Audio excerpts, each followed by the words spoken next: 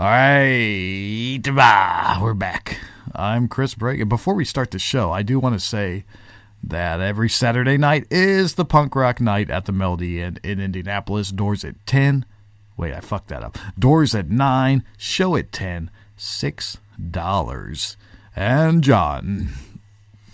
Hey, everybody. You didn't look like you were playing for that. We got this Amazon link, and I'm really glad that you guys are all clicking on it. That is how it's how we make money on the show. We have an Amazon link on our homepage. You go to chrisbrakeshow.com, and on the right side of the screen, there is an Amazon link. Please continue to keep clicking on it, because we get a portion of your money back. Out of every $100, we get like $3 or $4, something like that. But it does help to pay the bills. So, again, if you're shopping on Amazon, please keep going to chrisbrakeshow.com and clicking on the Amazon link to make your purchases. All right, now let's start with the little shakers. Let's go. All right, we're back. And it's another beautiful night in Indianapolis. Thank you for tuning in. My name is Chris Brake, and I'm sitting here with John Rapp. Yeah, that's the first time I think I've ever had pointed at you to say your own name. John Rapp. And a very special guest, Mr. Brian, Producer Brian. I'm Brian. Producer Brian. Hey, Brian. And he's back. What's up? He's back in town. He was there. Feels good to be back. He was there at the beginning of our run, and then he disappeared to go search for an answer, to find an answer to a question that he didn't know existed. And he's now back in town deciding what he's going to decide on to do with the rest of his life before he decides. Thanks. That pretty much sums it up. Yeah. So you're going to hear Brian, and you're going to hear John, and you're going to hear myself. Let's start this show.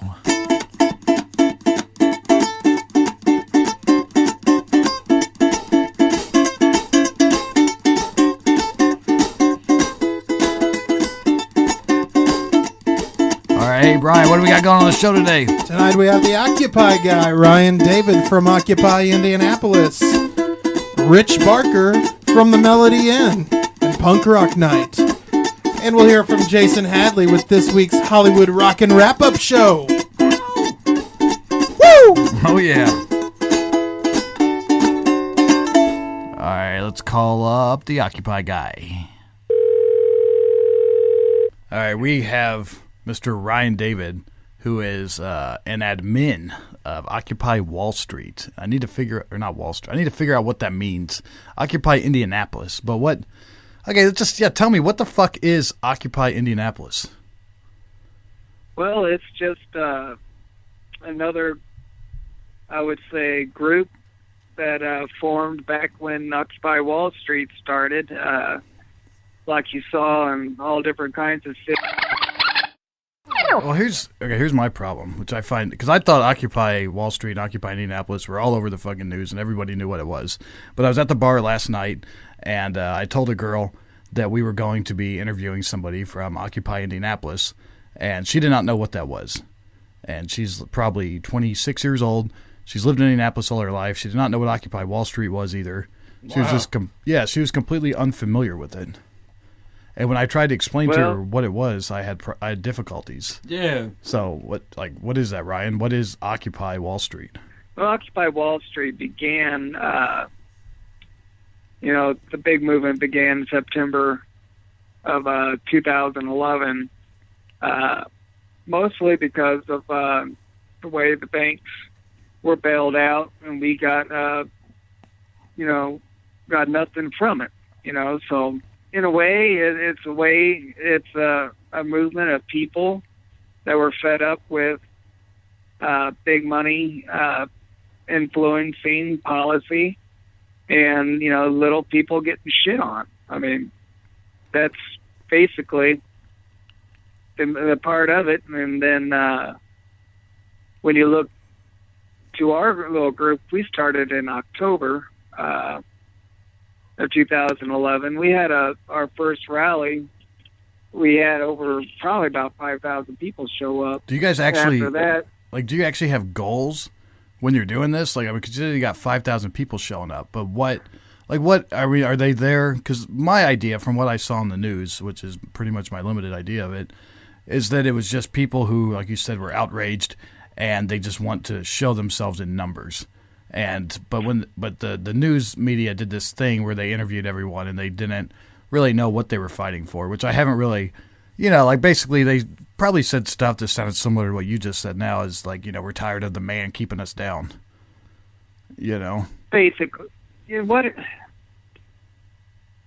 It's in a way, when you look at it, what can we do? Occupy became something for everybody. Everybody's pet issue.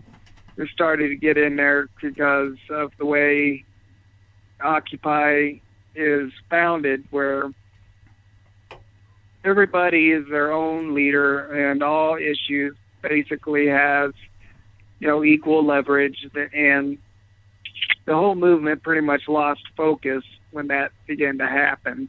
And that's probably part of the main reason why the Occupy movement kind of fizzled out in a sense, and there was a lot of spin-off groups that formed after that.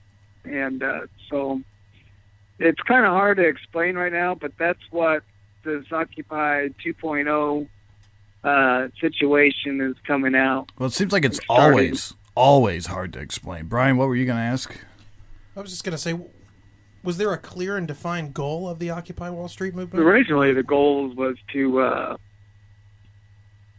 start moving the conversation, which it did, about how the financial aspect of policy, like I said earlier, it was pretty much, we got bailed out, or banks got bailed out, we got sold out, in a situation. The 99% was a big, part of it, because the 1% was dictating to our elected officials with their big money on how to, push policy, and so it made it. Our goal was pretty much that at first, but it got muddled.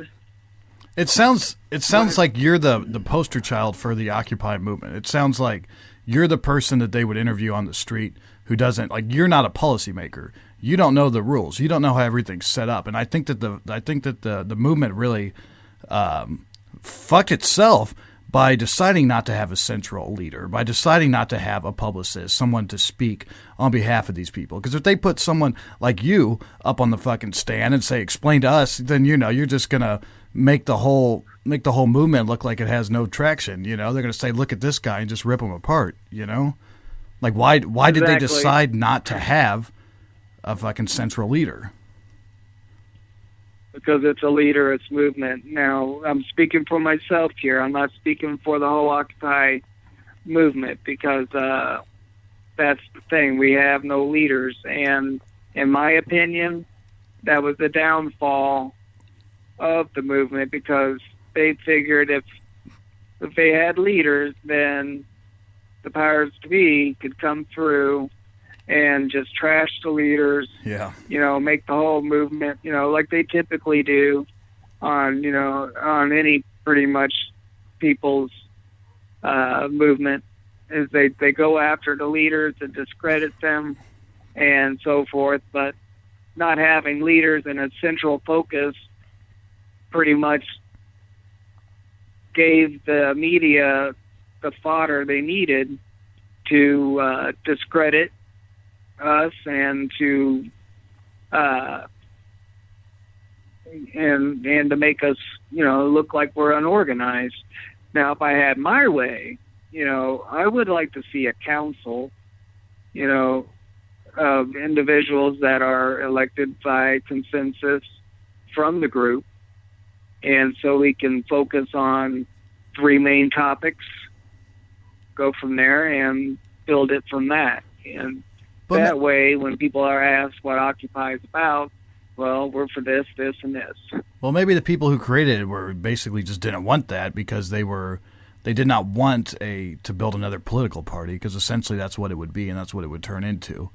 It'd be people speaking on behalf of some specific, idea that they want to be in place. And I think I even read that they said the first Occupy Wall Street was created by the people who make Adbusters. and the magazine, the publication, anti-corporate publication. They just wanted everyone to come out to Wall Street and just. There was some specific thing they wanted them to I heard protest. It was Radiohead. Radiohead? I heard that they used social media to say Radiohead's going to perform at Central Park or something like that. Oh, they lied about Radiohead? Yeah, no Radiohead. Well, it seems like it does seem like, because like I said, I don't know much about the movement. What I do know is that it does sound like it is a good idea. Yes, yeah. I am part of the 99%. I am fed up. Yeah. And I do want everything that I've heard the 99%ers say is stuff I agree with. But it seems like there's a lot of deceit involved, like Ryan, what did you have to experience? Like when you said there were 5,000 people to Occupy Indianapolis and you're an admin, like what was your place in that? Did you help organize it? Yeah, I helped. My background is in political activity, campaign managing, and also in marketing. So I use those skills, try to use them to market the Occupy situation. Were you one of the reasons why 5,000 people showed up? Is that safe to say? Well, actually, it was at that time period, people were unemployed. People were really fed up, and there was a lot of desperate, people in situations. People were losing their homes.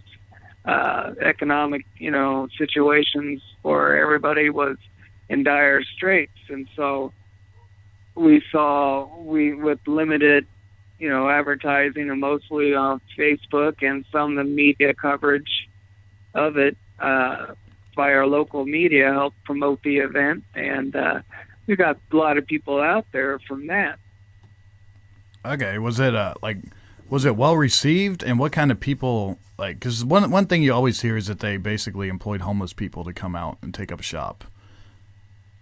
No, that was a Fox News little spin-off from a little conversation.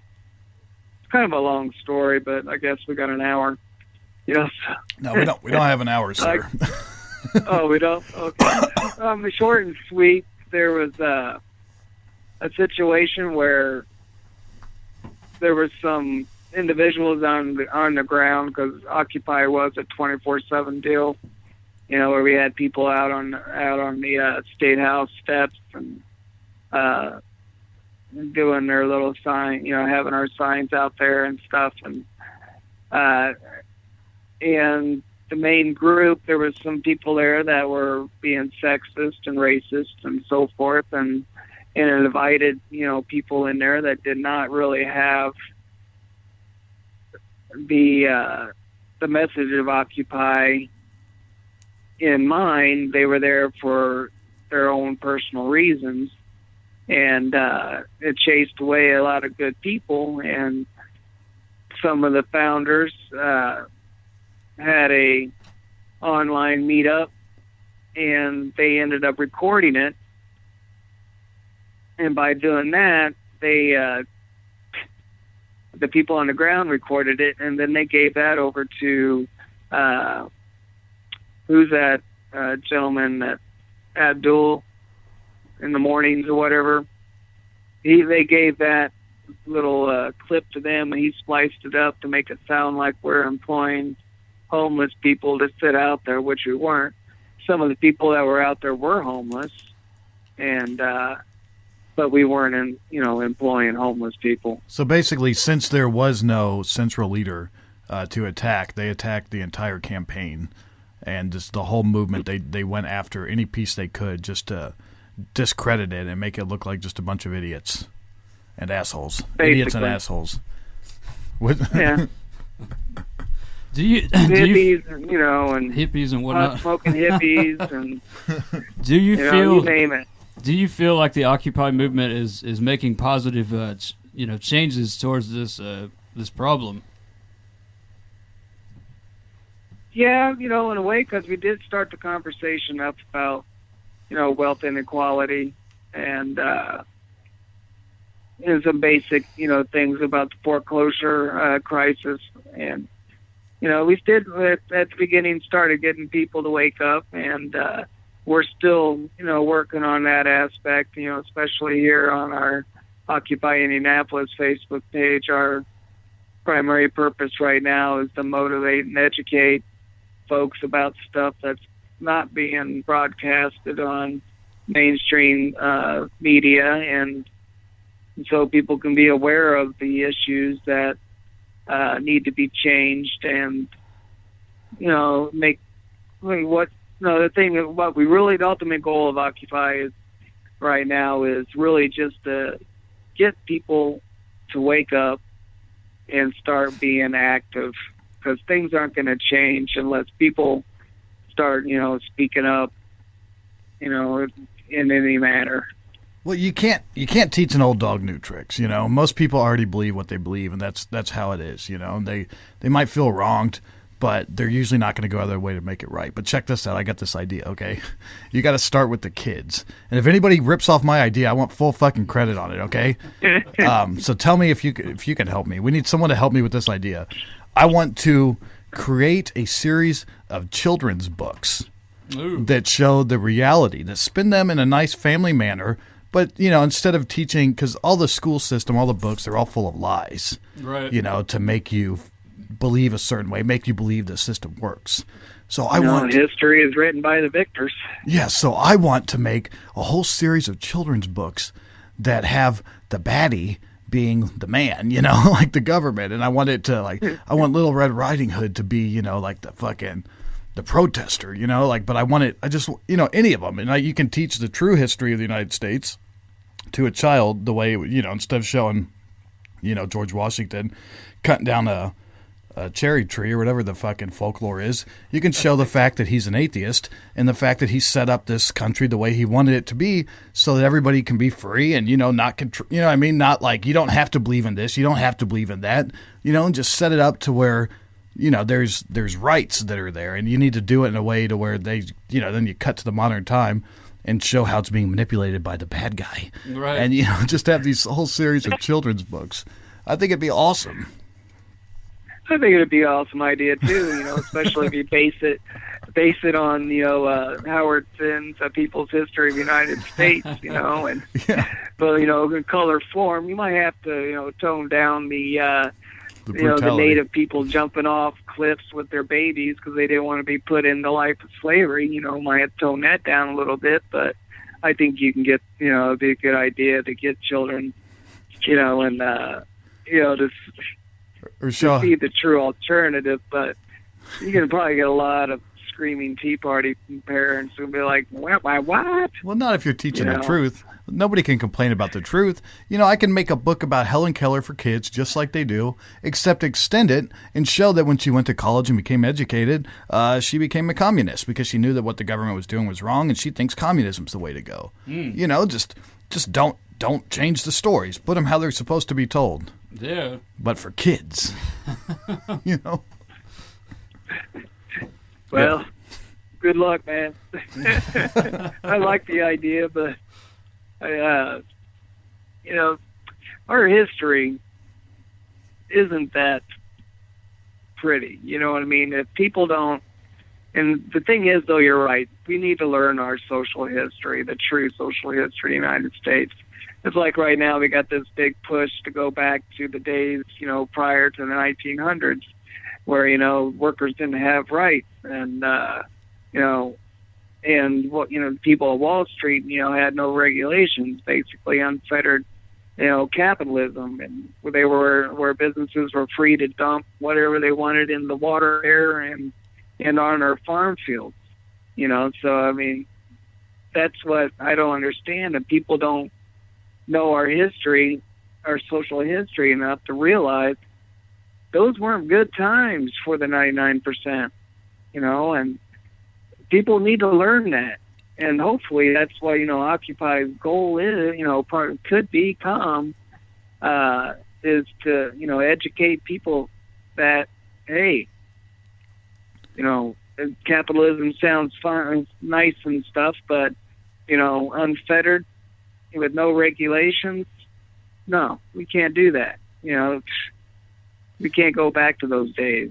So we know what's wrong with our country or even with the world, What is the solution? Well, our solution is, if you think about it, is again, it's educate and motivate, and then I would like to see action such as where people can get out on the streets, pass out flyers that have information about what's truly going on, but then again, make sure there's only 3 main focuses, stuff that we can focus on and get people back behind it, because people are followers, not and that's the thing about Occupy is where you become your own leader, and if you want change to happen, then you find like-minded people and you make that change. But the thing is, though, people aren't going to follow, be leaders if they're not leaders, so they need followers. So they follow whoever, if they like the message and the idea of what's going on in order to change it. And another thing people need to do is actually get out to vote. I know a lot of people say it's a waste of time, it doesn't do anything. But, we got 219 million eligible voters in this country, and only 40% of those vote in these midterm elections. So not voting is a big reason why we're in this mess today. But you need a leader. I think voting's bullshit. I think voting is complete and utter bullshit. You get to choose between a douche and a turd sandwich. Well, at this point, yeah. I mean, it's like, which would you want? I mean, if you had an Occupy leader, if you had someone who represented all these beliefs, all these things, that the Occupy movement wants, and they ran, then maybe I might vote for him. Yeah. But I intentionally, I voted for Barack Obama in the first time, and I was overwhelmed with joy. I really bought into it, and then after he won, I felt completely ripped off and realized that he was full of shit, just like everything else, just like every other fucking president. And I got out of the game, and I didn't vote the next one, and I'm not going to vote. I'm not going to vote ever again.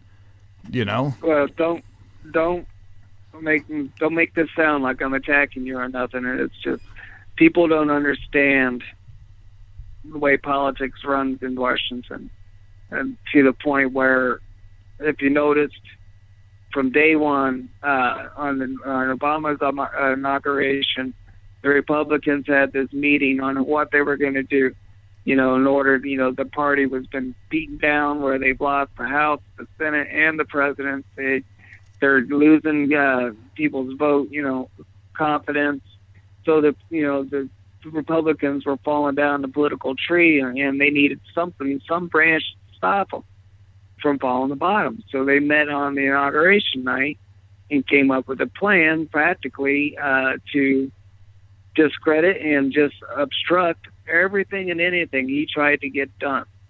And they've done a good job with that, with over 500 filibusters in the Senate blocking anything the Democrats do. And after the House split into the Republican Party, nothing can get past the House. So you sound like you still think that Obama was actually not lying to you from the beginning. You think that he actually had good intent? You don't think that he was just a full of shit fucking politician? Like all of them? No, not really. I mean, yeah, he probably wasn't too, of course politicians have to speak in short sentences and phrases and don't give too much details out in order for people to understand and get behind, And so you sound like it puts them in a keep going. I'm not, supporting Obama. I'm very disappointed with him, especially with the NSA crap and the NDAA, and it's pretty much just George Bush 2.0, on his spying policies and that kind of crap, and his environmental record, and not pushing that kind of stuff. Very disappointed he didn't go with a Medicare for all, program with the healthcare deal, which would have been simpler and cheaper. That was the only reason why I voted for him. That was why? because of the a health lot care. of people. The health care. That You was know, the and only that's- reason why I voted for him. And so, I mean, he gave in to Republican Cynthia Snow because she did not want to do the public option. This sounds like In you order understand for- this is WrestleMania you're describing. Like this is a fucking wrestling match. Like these things aren't real. It is. Like I don't believe that any of that stuff is real. You know? It's real. I think mean, it's that's I think it's a wrestling match. I think they know at the beginning what's going to happen, and they know how to make it happen. And like, okay, what we need to do is we need to get every single person to pay. Like these insurance companies are fucking losing. Everybody hates insurance companies. They know they're full of shit. So we need to somehow get people to give them more money. Right. How can we do that? Okay, here's what we'll do. We'll tell every single person that we're going to give them free health care. But in the end, what we're really going to do is say, oh, we couldn't make that happen. So now pay $300 a month to pay to the insurance company. For a $7,000 Well, deductible. Yeah, like I think it was complete. I think it's a wrestling match. I think it's a switch and bait. Or is it bait and not switch? really. I mean, No, but Ryan, you sound like someone that they would actually like as a what do you call it?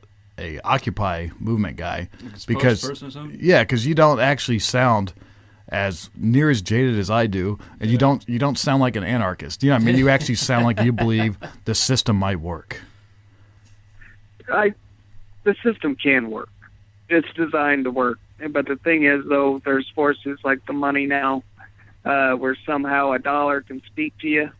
I mean, mine says, "Hey, dude, you're about to go away because you got a bill to pay." You know, so we don't have the money to do that kind of, to do free speech. So we're only an avenue now, and even in protesting and going out on the streets, they infiltrate the movement, and they'll, they'll act like they're black bloc people, and Who? Start tearing shit up, so it gives the police an excuse to come in and start cracking skulls. Who does that?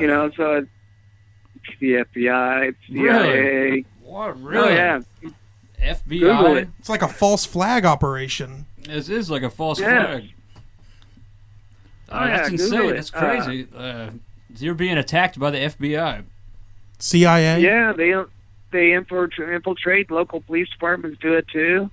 I mean, even here in Indianapolis, part of our problem that we believe was that there was people in there because of our consensus model. At our general assemblies is when we have an issue, that we want to do, and we have to get 100% consensus, which it's like herding cats. Anyways, I never really was a big fan of that, but I went along with it. Now, again, I'm speaking for myself, not for the movement.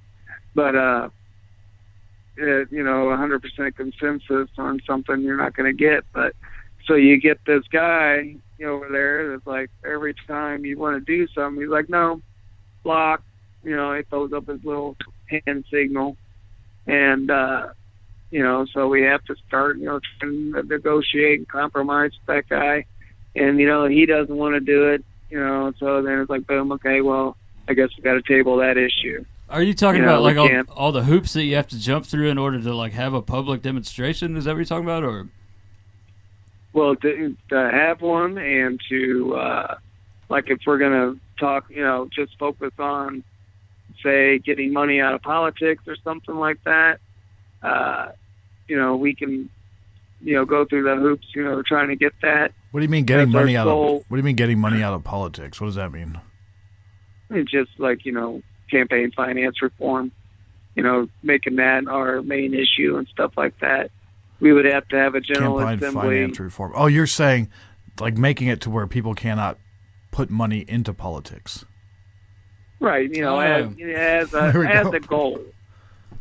Sorry. Yeah, no, we're confused because we're not, like I said, Yeah, man. All well- I know is what I see on the TV. Yeah. They Well, misrepresent a can't lot go of by stuff. what you see on TV. Yeah. Because it's very distorted. Now, how do you protest? You find an issue and you go out there and say, there's, a protest on the 24th about May 24th about So which one is it this time? Oh, there's one coming up. Well, anyways, yeah, I'll have to get with you on that. I can't remember which one. There's so many different ones nowadays. But anyways, They need a central leader, man. They need a publicist. Exactly. You get people that are like-minded. Get on Facebook. You started out, trying to get people and using social media to come together on a certain date and go out there with your signs and so forth. That's your basic right. You don't need a permit because the First Amendment is our permit. Really? You don't need a permit? No. I mean, if you're not going to have, just, a few dozen people show up, okay. If you want to set up a stage with loudspeakers, then you need a permit. If you want to set up a stage with loudspeakers, then you need a permit. So that and if you're going to have big audio set up, you'll have to have that kind of stuff. If you're going to have energy or power, to the site and stuff, you'll have to have permits. But, most of Occupy's and other protests we've been seeing around town are just, hanging out together with signs and walking down, sidewalks and through the streets or whatever, and we're done. Like, how did the police treat you? Indianapolis was kind of more heavy-handed with some of our protesters that were out there at the State House, but the state police people were very, they very good to us. They allowed us to stay out there on the State House lawn for as long as we wanted, as long as we, kept the place clean and didn't have tents on the ground or slept, on the steps or anything like that. So how long would you guys that were there? How long would you guys stay out there? Oh man, before we tried to close it down, the 24/7 operation went from October 8th to probably December, January. Wow. We had people staying out there, 24/7. Wow. Now there might be only one or two people out there, but still we had a sign, and basically what those folks were out there on the streets were the billboard for Occupy. Yeah. But like I was saying earlier, the people with ill intentions were getting involved and really starting to make Occupy look like, give them a bad name. And so basically, what it would take is, say you got 500 peaceful protesters in front of the State House, and you can't do anything to make them leave because they're not doing anything wrong. All it takes is for one guy, like a cop, to go into the crowd and act like he's one of the protesters, and then throw a rock, and then they can just fucking sweep you all off, right? Well, yeah, if the crowd doesn't take care of it themselves, and they start wanting to be asses, those people want to start being asses. Yeah, the cops will come in and break the thing up. Did you see any violence down there? No, not really. There was a lot of talk about it. We had some anarchists come up in there. They're mostly the guys that use the black bloc tactics, and that's the ones that wear all black with the bandanas around their faces and try to say stuff. And the problem we have now though is they're walking down the street dropping F-bombs, screaming F-bombs and stuff like that. So it doesn't make us look too family friendly. And like if I had my way, I would pretty much do away with marches and stuff, small marches, because then you're going to get those type of unsavory, people that aren't really there to get the message out. And you don't get your message out when you're dropping F-bombs, when you got family and kids hanging out there. So you guys don't wear masks. Like, do you wear the Guy Fawkes mask at all, or tear gas masks, or anything like that? People can, and they do, because, people have jobs and stuff like that. And, some employers don't like their employees being out there protesting, the hands that feed them. So they have to hide their identities and stuff in order for them to participate. And that's kind of a sad, situation that you have to do that, but that's the reality of it. That's sad. All right, I think we're going to wrap this up, man. Does anybody else have any questions they want to... just what's next? What's coming up next for you guys?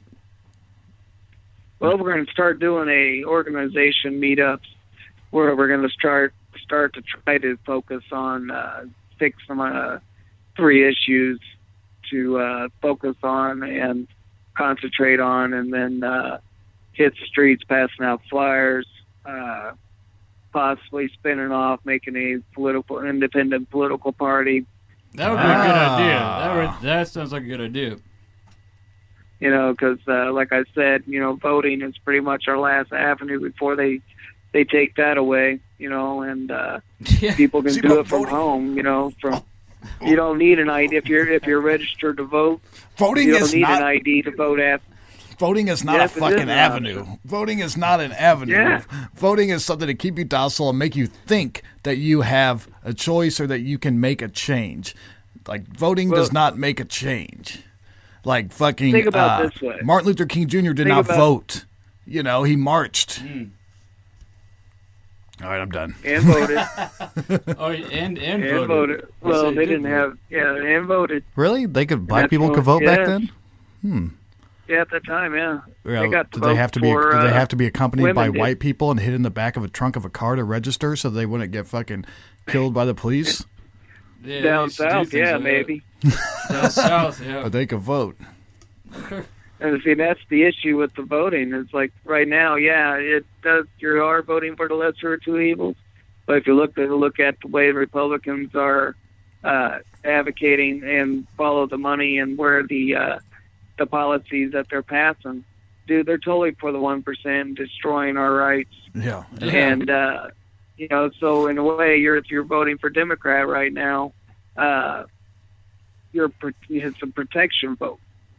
So we don't go any deeper. And the whole point, what I was going to say about the independent party, for like Occupy becomes, is that we actually vote in Democrat primaries, like the Tea Party took over the Republican Party. Right. The independents can take over the Democrat Party, and and actually start getting things taken care of that way. So the Democrats start paying attention to the needs of the people instead of the needs of their special interest as well. I just want to point out that as radical as I sound, I am 100% for peaceful protests. I do not think anybody should be violent, or you will end up like Cuba. Fidel Castro was another guy who protested and marched, but he picked up guns, and now look at the state that's happening over there. So I'm for the peaceful protest. I don't think anybody should ever get violent with it. Otherwise, you're going to be no better than them. You know what I'm saying. Right. All right, Mr. Well, exactly. Yeah. Just one last thing, about that, and I'll get off here and let you guys go. Sorry. It's, people are stupid to even talk about, picking up guns or going against the largest, most technically advanced, army in the world. It's like, what are you going to do with the AR-15 against a drone? Right. Come on now. This ain't the 1700s where their supply lines 5,000 miles away from ocean. It's all ocean. So I mean, these folks need to realize that the only way to do this stuff is get out on the streets, make your voices heard. And sorry, get out to vote, because not voting has not been working. All right, thanks, man. Take care, guys. Thanks for the interview. It's the Hollywood Rockin' Wrap-Up with your host, Jason Hadley. Shout out to Kevin Federline, who recently welcomed baby number 6. No word yet on if the baby mama will be getting her tubes tied. However, if your life's come down to having babies with Kevin Federline, just have them tied into a noose. Raking in $96 million, Captain America Winter Soldier replaced Noah as the #1 movie in last week's box office. While the biblical flood tale wasn't expected to be #1 forever, studios were predicting it would rain for at least 40 days and 40 nights. Rascal Flatts admitted to lip-syncing their performance at last weekend's Country Music Awards. However, I fail to see why country music even hands out awards, since the last thing any true country musician wants is for something good to happen to them.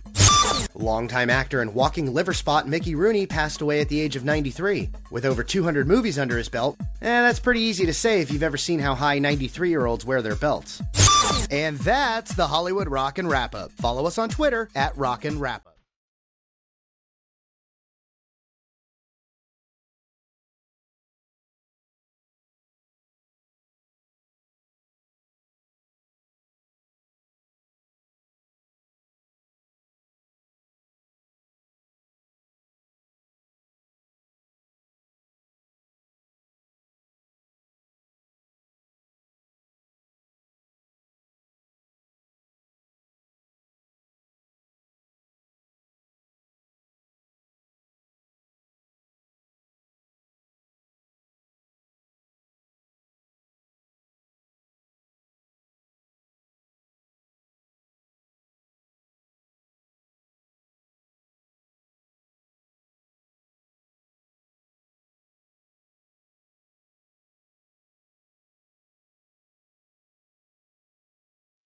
All right, in case you shit.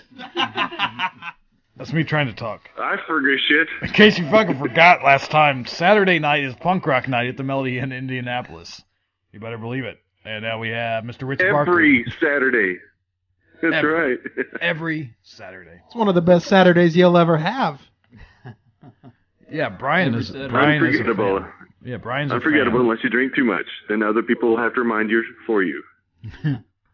Yeah, I've had that happen before.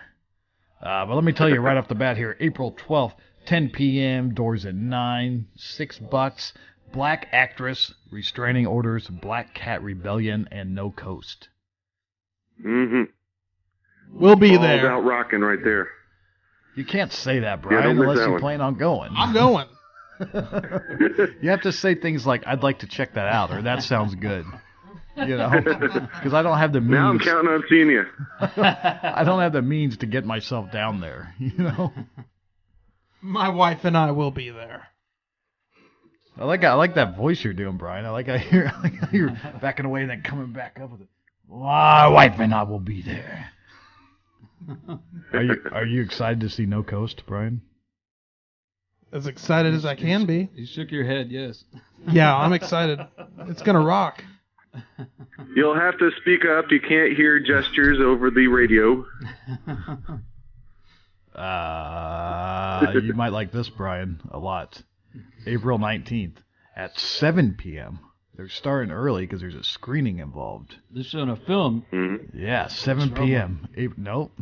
It's not not a trauma. No, I don't think it's a trauma film, is it? No, but it is. The people putting on the film are local, and they actually have worked with Trauma before. Oh, so But this is an independent film. 7 p.m., April 19th at the Melody Inn. Punk Rock Night and Trauma presents The Toxic Burlesque with Brothers Gross, Mr. Clit and the Pink Cigarettes, and a special screening of Time to Kill. That's right, and there's been a kind of a development to that show. Really? Involving myself. Yes, we've been promoting this one for a while, getting a lot of buzz about it. We sent press releases out to the media. You know, we've been talking about it the last couple of weeks. And Brothers Gross said, "Oh man, I don't think we could do the show. Our bass player, can't make it." It's like, oh damn, it's like everyone's looking forward to seeing Brothers Gross as much as they are the burlesque and Mr. Clit in the film. Well, I'll tell you what, GBR. I will sit in on bass for Brothers Gross. Nice. So I'm in the process of learning 9 other songs so I can play with them. Taking one for the team. Yeah, that's a dedicated motherfucker right there, Rich. Yeah. Like that's I wanted to see the band so bad I joined up with them there for this show. So it's just another fun reason to come out to this one. That's a worthy cause. Now, do you ever? What do you got, Brian? Now, do you ever feel like people get sick of seeing your mug up there, like on stage? It's like, oh man, Rich again. Oh, I haven't been doing it for as long as Greg Branner did, of course. Plus, if one of my bands is performing, I have someone else host the night, so they get to see a variety of faces up there, introducing everyone and yelling at everyone in the audience. Did Brenner ever play with the bands? Oh yeah, Brenner's in the band Vodka de Milo. Oh. Yes, you have to check them out. Very good local band. So out of this shit, man. Like I've been looking at Barfly for years, and it wasn't until like I think I saw the guy on Facebook or added him or something, and then it's like, wait, I know that fucking guy. I see him at the Melody Inn all the time. Like never just dawned on me, you know. It's like, yeah, there's tons of faces and names that you cannot connect at the Melody Inn. Wayne Birch, right? Wayne Birch. Wayne Birch is Barfly, great local comics and supporter of the scene. He is, man. I like that little thing he put out for Daniel Jaffke. Yeah, that was nice. Do you think he'll do? Do you think he would do a Barfly on the Chris Break show? No, we don't ask. We don't request that. He very well might. He's gonna do it. You never know. He's gonna do it naturally once he falls in love. A little known fact: he's done Barfly for I think 8 years now, or maybe close to 10. He's never done a Barfly for Gay Black Republican. Whoa! Well, you got to get him for. I know. Did you ask him to do one for you? I wouldn't go out and say that, but I'm like, hey, I always give him a copy of our album and some press releases here and there, hinting at it. But feel free if you want to, Wayne. We're not twisting your arm. I think back when we had a band, I'm not gonna ask him. I respect him too much because now that I do this shit, it's like I'm not gonna fucking ask somebody to do that because I know how I'd feel if somebody asked me to do that. And we did ask him to do it when we had a band once, and he didn't do it. So I was like, okay, that method didn't work. Like now we just got to prove that we're the #1 podcast in this fucking city, and he's gonna do it on his own. Yep. There you go. That's reason enough. We need to get him on this show. Or would you still be underground if you got a Barfly? I think Barfly is like the king of underground, isn't it? This is true. I think he'd be a great guest. If you want to contact him, I'd hook him up. He'd be a great guest for your show. You know, that's an idea that just spawned. That is an incredible idea. So you're going to book that for us? Thanks, Rich. No, hey, no got it all problem. lined up. That Rich is a great dude. No, that'd be great. I'm just all about the hookups. We're gonna replace you with Wayne Birch. Like, What? and now it's punk rock night. Let's talk to Wayne Birch. Just kidding there. We love you, Rich. Couldn't do it Hijacking without my you. show. No way, no how. Well, then I'll just it'll have to be the Chris Break and Rich Break show. The Rich Break show. Chris Barker, Rich Break. Because I get that. Wait, I think I asked you this before. Do you ever get people who fuck up your name and call you Break? Because I would get Barker. I got Barker before many times. And Baker. Really? Yeah. I get called Greg Brenner sometimes because people are used to seeing him up there. Say, oh, you must be Greg. No. Wow. So that's another just not connecting the face to the name at Punk Rock Night. That's all I'm saying. There was a funny incident, and no names will be named. Okay, you're getting a little story here anyway tonight. Although, be it brief, I remember going to the Melody Inn on a Friday. You know, I'm usually just there on Saturdays running the Punk Rock Night, but if there's good shows, I'll go out on other nights of the week. But there was a girl there who called me Greg. I've known her for years. She's like, oh, hi, Greg. Must have just slipped her mind. I hadn't seen her in a few months. Maybe she just forgot or was a little tipsy. But funny thing was, you know, she's married or has a boyfriend or something. Anyway, I saw her husband, let's just say they're married, her husband the next day with his mistress that he kind of know that most people know that he was seeing this girl. And ironically enough, I called this girl the other girl's name. So that girl called me Greg, and I ended up calling the other girl, the first girl who called me Greg's name, if you can follow that. Right. It was very strange irony. Once it was over, I just had to look back and laugh. She started it. It's her fault. Go. She called you the wrong name, and so you in turn... I didn't know people still had mistresses in this day and age. I thought Facebook kind of made that obsolete. Half the time you think half the people they're sleeping with the other half of the people that you know. Right. Well, I don't know. We kind of hang out with an honest, worthy bunch over here. You know, like I've not seen too much of that other than a guy I know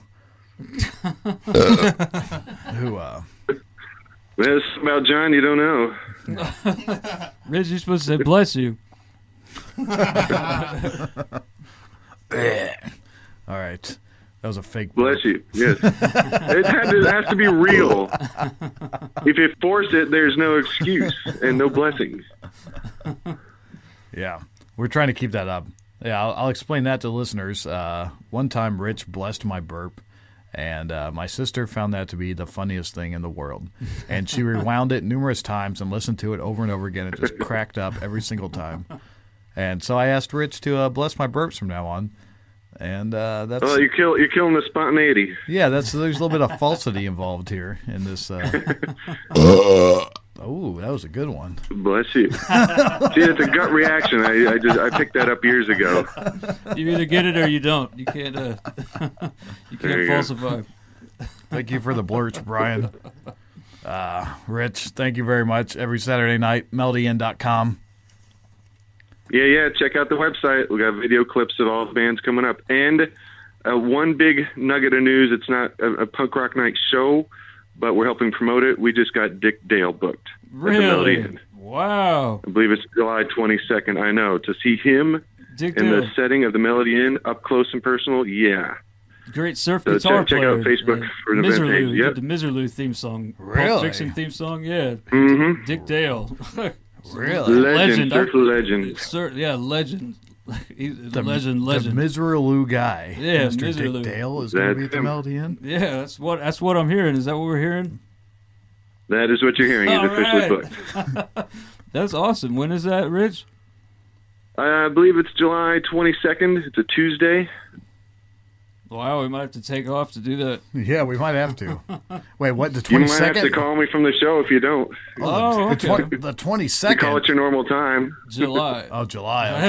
Okay. I was about to drop some Chris Brake Show news, but I'll pass since it's July. Oh. Yeah, I'll blur it. Yeah, Hey, you got a few months for that. Hey, coming up on the Chris Briggs Show, we're going to be talking to one of my favorite musicians, Mr. Andrew W.K. So look forward to that. That's the end of my debut news. Isn't that exciting, Rich? Yeah. Nobody seemed to have a reaction to that. I'm Party pumped. hard. I'm pumped. I'm shitting my pants. I'm going to get to talk to one of my heroes. Or maybe Oh, goody. yeah. What do you think of Andrew W.K., Rich? You like him? Yeah, he's hilarious. Yeah, see, that's a true fan. That's a true fan right there. All right. All right, see you guys. See you, All right, Rich. peace. See ya. Ooh. How'd you feel about that, Brian? It was fun. That was fun. Now this is the end of the show here. How's this treated you? This is your first time sitting in for Loving a it. full show. Yeah, I'm loving it. We had a little bit of a misperception on the microphone situation beforehand, so I do apologize about that. We didn't explain that at the beginning, or maybe we will. Maybe we will. You will remember tonight. Oh, the microphone's falling down. I'm going to turn this up a little bit. Is this a MIDI? It sure is. It's a MIDI file. Yeah, Brian, the producer of our show, has been away for quite some time, and he's not familiar with all the new things that have happened in his absence, such as at the end of the show now, we like to relax and listen to this song. What the hell is this? Since you've been gone. By Weird Al. Nice. My first concert ever with you, John. Oh, yeah? Weird Al, yeah. Really? That was First a good- concert, first legitimate He concert. puts on a really good show. Yeah, that was good. He's Gump. I cannot believe I've not seen him live. All right, have a good night, everybody. Thanks, Darren. Oh, yeah. Fucking shit. Very special shout out to our good friend, Darren, at indieintune.com. See, now that makes it sound like I forgot to talk about Darren. I guess we kind of jumped into it, and I forgot to look at my very special notes that I wrote in my very special place. No, not that place. Oh, I was looking at the wrong spot. Well, as long as we thank Darren, I think that's. I think it's time to end the show. Thanks, buddy. Thank you, Darren. Thanks for putting us on, man. IndieIntune.com. Your place for local music. And since we got some more time here, it sounds like the 405 Media has been playing the Chris Brake Show out of California. They're kind of a right wing talk show, internet. And they're playing radio. our show? Yes. Yeah. 405radio.com, 405 Media. Thank you for playing the show. I've been seeing them pop up on the twits. I'm pretty, I like it. They tweet hard. That freeway sucks. 405? Does it? That freeway sucks. Brian's just coming back from California. Says 405, not so good. No. I think all the highways suck in California. Yeah, if you're in California, you know what I mean.